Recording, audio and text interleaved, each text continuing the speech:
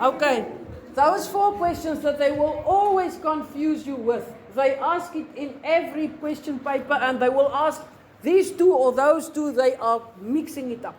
So the first one will be the interviewer, the responsibilities of the interviewer before the interview. And the second one will be the responsibilities of the interviewer during the interview. And there's a door.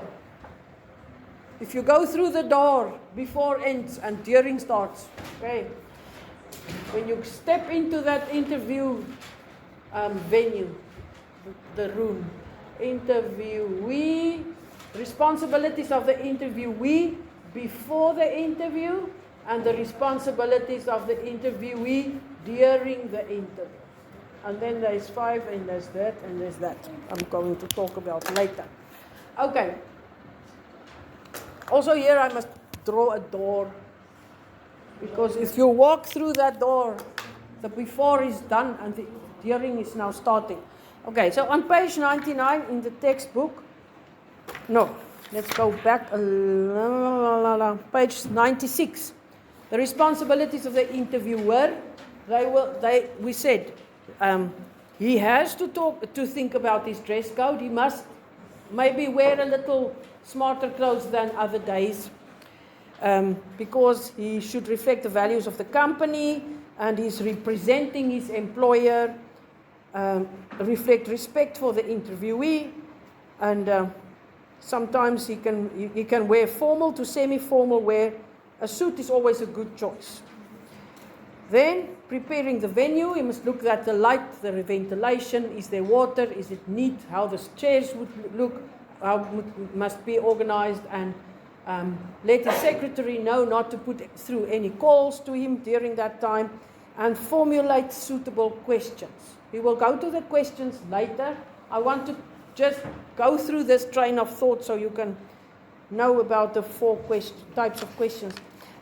So the questions that he must ask, he must formulate them before the time. There are different types of questions, so he must make sure that he has all of those types of questions. Then 4.2.2 on page 97, there they talk about during the interview. The responsibilities of the interviewer during the interview. There they give all those questions. We'll come back to them. And that's all they give. But we see, when we read around, we read in the beginning of this module, and later we will also see, he has more responsibilities. It is to make notes during the interview. He must ask the questions, he must listen properly. He also has more things, but it's not in the book, so I'm making a summary for you now. I'll give you the summary later. He must make notes, he must listen properly. We'll see if there's anything more. We'll add it there. Then we go to page 99, the responsibilities of the interviewee before you go to the interview. And there at the top there's a note that says, they can also call you the applicant or the candidate. So any of those 3 words may be used, also to confuse you further when they ask any 2 of those 4 questions. They use those words. But if you are you are the one looking for a job, you are the interviewee, you are the applicant, you are the candidate, all of those words will be applicable to you. So the interviewee, before the interview, what must he do? Make sure your personal documents, if they need any more documents that you've not already sent, do the documents. Make copies, go to the police to have them certified. It must be done less than 3 months. If it's older than 3 months, you must go and make new ones. That's the law here. Also in Namibia. If a thing is older than 3 months, they will not accept it. Do that. Your dress code, stick to clean, neat, and business-like clothes. Even if the company is wacky and way out, still, when you go for the interview, you wear proper business-like clothes. For men, it means, of course, a long trousers, a shirt with a collar, and a jacket. And for women, it means a trouser suit, maybe if you have a matching pant and top or jacket, or a skirt with a jacket that matches, or whatever you have that can fit together, and a neat top. So they say, rather wear a jacket or a cardigan, which is a jersey or light jersey, over a blouse. And the blouse, or if you wear a dress, it should be not too tight, not really on every curve of your body, very tight, not low in the front, not cut out here around the arm so you can see the side cleavage even. Really, those things, don't wear like that to a job interview. Also see-through. Your clothes must not be see-through. So, and also extra cutouts or holes in your clothes. Don't have that. Very high heels doesn't look good. Rather, wear a heel, but not that very high heels. Excessive jingling jewelry, also not. If you pick up your arm, it goes cling-a-ling-a-ling, all the armbands and the earrings that every time you just move your head, it goes mad. So rather not, because it's distracting. So yeah, we say less is more. Sometimes they say more is more. But if it goes for the job interview, less is more. And also the next thing is to prepare for answering questions. On this orange block here in page 99, there's a lot of questions that you might get. So use them and to prepare. But now in the exam, you can just say, prepare for answering questions. Look up questions, maybe also on the internet, that might be asked, and think what you will answer. Preparation for asking questions. They might also ask you if you have a question for them. You normally during the, by the end of the interview, after they have asked all their prepared and planned questions. And you must have a question. Make sure you have a question that you can ask. There on page 100, there's a few questions there in the blue block that you might be prepared to answer. How did this vacancy come about? What happened that the previous person went away? So what you actually want to know is, what happened that the person went away? What is wrong with this company? Why didn't the person like to stay here? But you can't say a thing like that. So you ask it, say what they ask. There's the blue block is a good one here for you. How did this vacancy come about? How did it come about that you have a vacancy? Who are the people I will be reporting to? You want to know who will be your bosses, your immediate bosses. And you will be reporting to them. So ask it in this way. How soon will I be notified if I get the position? Many times they don't let you know at all. You just send in your application and you don't get any answer. Even if you had a job interview and you don't get any answer. It's not nice, but it is what happens. When would you want me to start work if I am appointed? You can ask that. And the next one is a good one. What further training and development courses are offered, and how soon would I become eligible? How soon can I apply for those, enroll for those courses that they have at the place, at the workplace? Of course it will look good, because it will look like you are a person who wants to better yourself all the time and learn, keep on learning. It's a good question. Last one. Where might I expect to start on the salary scale? You must know how much money this job pays. If it's not in the advertisement, also do research on that before you get to the interview. Because if you ask them, where might I expect to start on the salary scale, or maybe something, they might ask you, they might come back with a question to you and say, what did you have in mind? What figure did you have in mind? And if you come with a mad figure, they just get a bad impression of you. So you must do homework. What is a realistic salary for this type of job? Now, of course, you must live. So you must know if you will be able to live on that salary. So you must find it out before you apply. And also, the other thing about salary scales is some companies have different salary scales. They don't pay everyone the same that works there. The beginner starts on a beginner entry-level scale. But maybe you are a person who has a few years of work experience already and achievements. You will not start at the bottom. You will start somewhere. So just ask, where might I expect to start on the salary scale? The next thing is about punctuality. Be on time for that interview. And that is something it's part of your planning beforehand.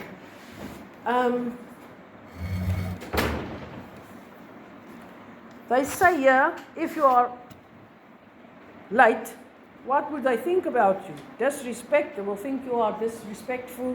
They will think you are a person with bad time management. They will always struggle to get your work out of you on time. And you are just all over an unreliable person. So it's very important to be punctual. Plan to be there at least 20 minutes before the time. And even more if you are using public transport or you know the transport is not always reliable. Add an extra hour because you can also get there and it's a big complex and it's not so easy to find the place. Now you are there, Google Maps or whatever said, this is the place, you are there. If it's simple, you see the big name and you go in and the first thing you will find is the secretary and there you are helped. She will tell you where to go. But the other day I had to go, this was a visum appointment in observatory. I was early and I decided, okay, yeah, I can go. I was quite early, like 30 minutes or 45 minutes early. And I said, I can go to a restaurant and sit and have a coffee there or so. But now you have to drive there and drive back. And I said, this will just make me late. I'm not going to do that. I went there. I went through the gates. There was a security guard. I said, where's this Cape-A-Go business? That's where you apply for the visa. And I had an appointment. You had to be at 12 o'clock. They only take people if you are late. They don't take you. You must make another appointment. So I asked, and he said he doesn't know. It's a complex of buildings with a lot of businesses inside. And so I parked, I walked around, I couldn't find it. I called the place, they told me I must go there and there. They said, no, it's opposite the shoe place or some shoe place. And I can't find it, you have problems. And in the end I found, okay, it's around. I had to go back to my car, drive, park again. So it was a big complex. And then eventually I found it and I was early. So luckily I had that extra time. So it might happen. So even if it's so important, go there before the time once and go and see, okay, oh, there is the name, there's the business. Now I know. Now I know where I must go. Drop a pin for yourself. You can go there. So yeah, make sure you can be on time. Right. The next two I want to move to during the interview. And the last one is then on this page 100. I'll go back to those because I want to move them. I'll give you a summary of the whole thing because you see, the book is a bit unfinished here. We must edit it a little. The last one on page 100 is for the interviewee before the interview. Gathering information about the organization. Make sure you know what this organization is about. What do they make? What do they sell? What do they do? The services they give? How big is it? How long it has been in operation? Do they have branches in other places? Where's their head office? Is it a generations old company or is it a new startup company? You can find a lot on Google and social media. Also, many companies have Facebook pages. You will see, even if it's for selling or making known their services, but also for the social side. And you will see how they have their year-end parties, what kind of culture they are. Are they very prim and proper? Even their year-end parties or what parties are in a jacket and a tie and evening wear, or are they wearing funny hats or doing funny things, or maybe go out and do bungee jumping, or what do they do for their staff functions? Then you get an idea of how they are. And also use your own social network to find out as much as possible about the position you are applying for. When you read the job advertisement, there will be a list of skills that they expect the applicant to have, and a list of things that you will have to do in the job. So make sure you know that, you study that properly. And now the working conditions, the responsibilities, and in the end, what is a realistic salary? Do your homework about the salary thing. Right. Now you get there and you walk through the door. You walk through the door. You are now during the interview. Now on the left-hand side, they had, on page 100, they had posture, walking to the room straight and tall. When you are invited to sit down, sit up straight. Don't lounge to one side. If the chair has armrests, don't lie on them, don't lie back, just sit straight, maybe a little forward, but not very forward. Just look confident. Through your posture, you will indicate that you are confident and alert. Then the establishing rapport business. Rapport, of rapport, as they spelled, is definitely a French word, because these French guys, they don't pronounce their whole words. It's rapport. You can hear it must be French. We had that when we were talking about listening skills. Establish rapport by looking the person in the eye while he's talking and going, yes, nod your head. So he will see you are with him and you feel the same way. Then a rapport is established. You are clicking about this thing. So that's the same thing. You want to establish rapport with these people, build a little bit of a relationship by looking them in the eyes, smiling, answering the questions, yes, I'm fine, thank you, and those things. Shake hands firmly, like it is the Western business way to do, and sit only when they invite you to sit. But they will invite you to sit, yeah, but just wait. Show respect by introducing yourself as Sam Radebe and not Mr. Sam Radebe. But the interviewer, you will address him as Mr. or Mrs. or Ms. Radebe, or if you don't know the name, say Sir or Madam. The interviewer should engage you in some small talk. Then he will start with his emphatic communication at the beginning in order to establish a relationship. Respond with suitable remarks.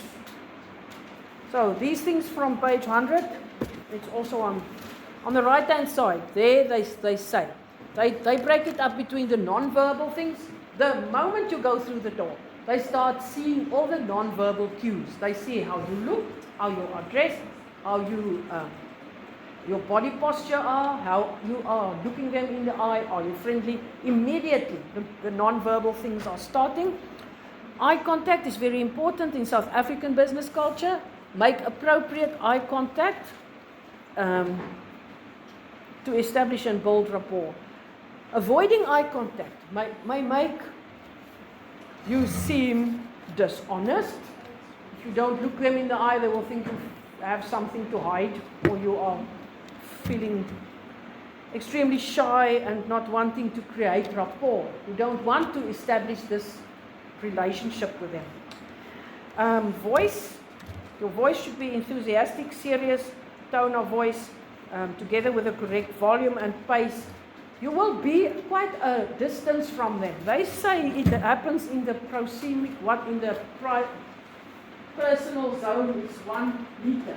1 meter for me is from this shoulder to that. If I measure fabric or a piece of rope, I just go, that's 1 meter. No, I must stretch because I'm short.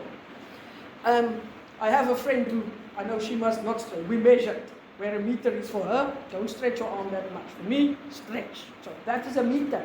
So that is quite a distance from a person. But I think, especially when it's a panel interview, they will be sitting at that side of the table. And I've heard girls here talking to me. I can't hear them. I have to put my ear almost against your mouth. You can't talk that soft there. You must talk so that the people can hear you and that they will think you are confident. They will not think you are confident if you are peeping like a mouse, talking softly. So that is the thing.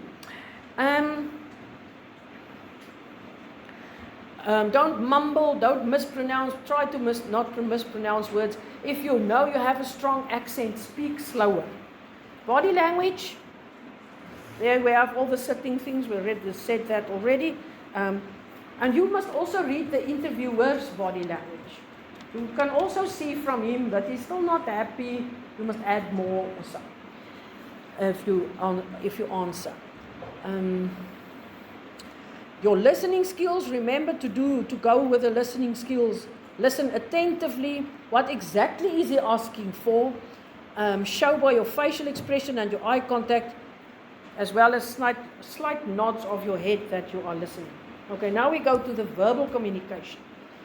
When answering questions, remember, give yourself time to think before you answer. If you don't understand the question, ask for it to be repeated or to explain further. Speak to the point, facts and examples, not vague and full of non-essential information. If they ask you about, do you think this type of thing is important? Yes, of course it is important. But immediately you must zoom in and start talking about the things that you will have to do in this job. Don't be vague. Don't talk just in general. But every time take it into the skills that they want. You have read this. That's why you must study that job advertisement. What is the skills they want and what will be the jobs that you have to do here. And when they ask a question like your background, your skills, or do you think that type of thing is important, every time that questions, you must bring it back to exactly to the work that you have to do. So don't just speak in general. Facts and examples. Do not criticize a previous job. Yeah. I said when we were paging through Module 9, we got a letter of resignation. I said, don't burn your bridges when you leave a job. Even if you are really unhappy there, even if they are really people that, no good people. Write a nice letter of resignation. This is not applicable here, but I'll just talk about that as well. And you have to do your time of, what's that, when your notice period, 1 month or 2 months, work it out. Don't disappear on them, and don't be working half and, now you are fed up of them and I'm going away anyway. Do your work properly, still be friendly until the last day. Because if you burn your bridges like that, you cut it off behind you. You made an enemy. Who knows if you want? Who knows what will happen in your life? Maybe one day you might ask for that job back.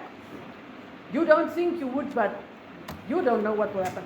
And the other thing is, if you apply for the next job, you must put them up as your references.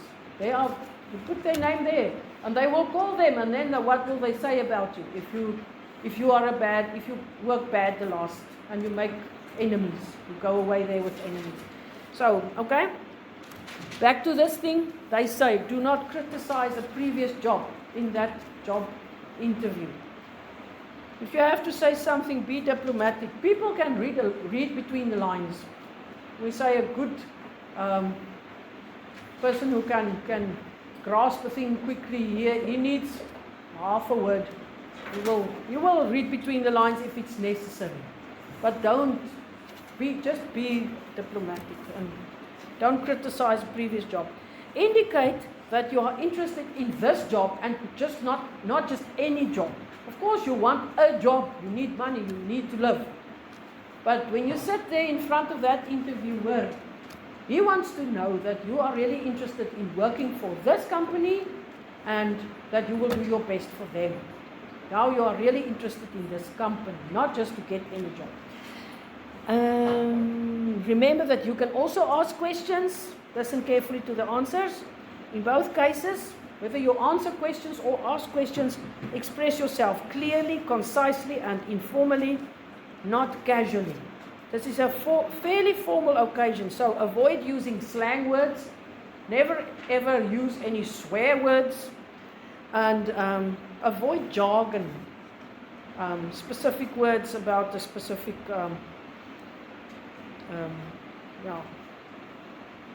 subject language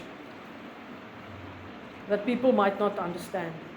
Only relevant to the job. If there's definite words relevant to the job, they will also understand it, then you can use it.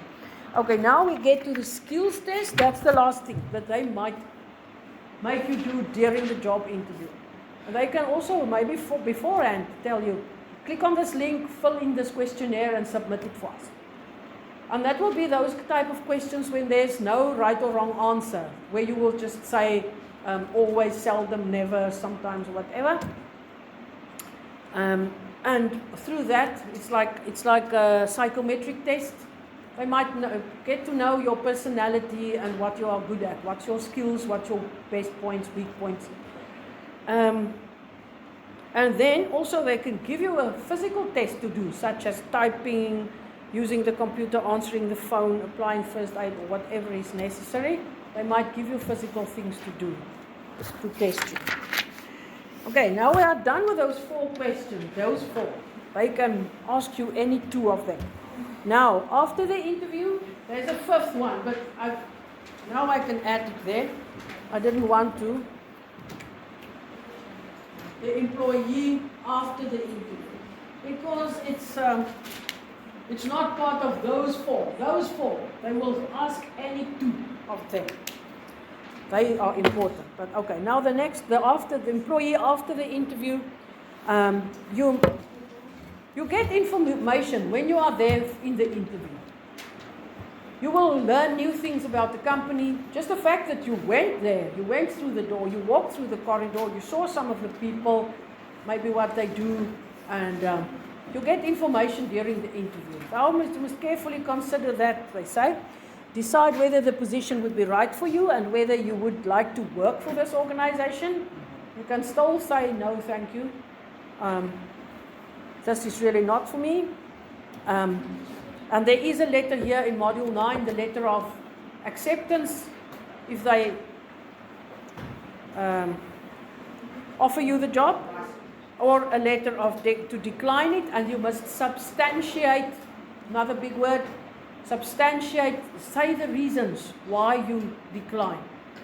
Make it proper. Don't be, because maybe one day you want to apply for another job there. Eh? Always. Tell them why you have decided against taking the job. If you are not appointed, read carefully the feedback, both negative and positive, that you have received, and we can learn from it.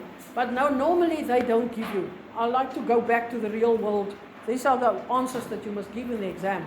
But will you get, many times you won't get any feedback.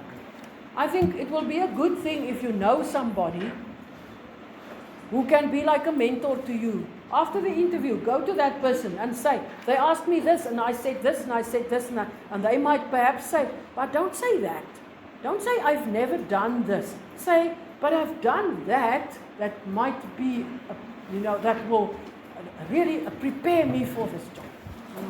So don't lie, but say a thing in the right way. Maybe you have someone who can help you with that. Right, thank you. We will do the specific questions then later. I'll not forget about that.